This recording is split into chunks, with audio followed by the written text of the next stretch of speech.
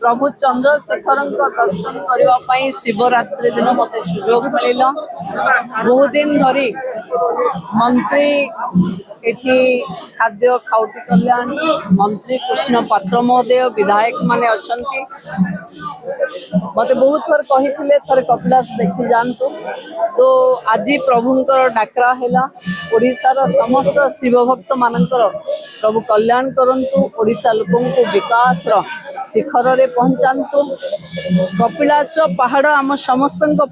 आम पिला दिनू भी एक पर्यटन स्थल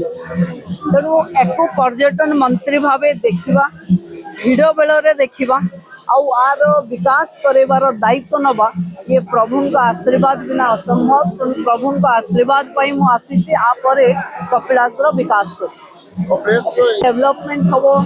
कपिलास विश्व स्तर को जीव प्रभु चंद्रशेखर आशीर्वाद करंतु पर्यटन विभाग गोटे बड़ डीपीआर कर जो विधायक मानकर जहाँ डिमांड मंत्री जहाँ डिमांड थिला से सबू रोड माने रोपवे टू आरंभ कर सबूर विकास गोटे डिजाइन प्रभु को आशीर्वाद करे काम आरंभ करूँ बोली आम अपेक्षा रखी आज प्रभु को आशीर्वाद नहीं तार बड़ जहाँ अप्रुवाल होठू बड़ दुनिया रे हम यहाँ